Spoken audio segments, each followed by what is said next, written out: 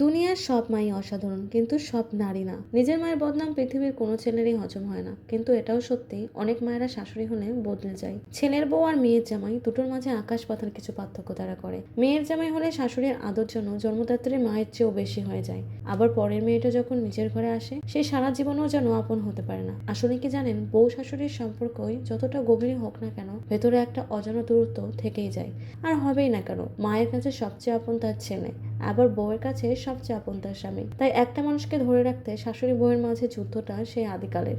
আজকালকার ছেলেরা একটা জিনিস খুবই ভুল করে, মায়ের কোনো দোষ যদি বউ দেখিয়ে দেয় সেটা পাত্তাই দেয় না, অথচ তারাই সাক্ষী কোনো এক বয়সে তাদের মায়েরাও কিন্তু তাদের কষ্টের কথা তাদেরকে বলতো। একসময় তাদেরও মনে হতো তাদের দাদির চেয়ে নানি ভালো। মায়েদের সত্যি কখনো অন্যায় হয় না, তবে ভুল হয়। রিটায়ার্ড পুরুষেরা যেমন নিজেকে অসহায় মনে করে, রিটায়ার্ড মায়েরাও তেমন। আর দ্বন্দ্বটাও ওখানেই। মা যখন একসময় বউ ছিল তখনও তার ইচ্ছে হতো সংসারটা নিজের মতো হবে, কিন্তু মা যখন শাশুড়ি হয় তখনও সে সংসার ছাড়তে নারাজ। ব্যাপারটা অন্যায় না, একদমই অন্যায় না। ব্যাপারটা মেয়েলি। এখানে মায়েরও দোষ না, বউয়েরও দোষ না। তাই এই জায়গাটা পক্ষপাত না করে সূক্ষ্মভাবে সামাল দিতে হয়। মাকেও বোঝাতে হবে, বউটাকেও সামলাতে হবে। স্ত্রীর কাছে স্বামী সবচেয়ে বেশি আপন, তারও তো কেউ নেই। মেয়েরা সব জ্বালা সইতে পারে স্বামীর ভালোবাসা পেলে। শাশুড়ির অপমান আপনার ভালোবাসায় বেমালুম ভুলে যাবে সে। কবুল বললেই তো সংসারটা শুরু হয়ে যায়, কিন্তু সামাল দেওয়াটা বড্ড কঠিন। পরের মেয়েটাকে ঘরের বউ করে এনেছেন, তাকেও অধিকার দিতে হবে। মাকেও বোঝাতে হবে সংসার হলো কেমিস্ট্রি, অনুপাত ঠিক হতে হবে, বেশিও না কমও না।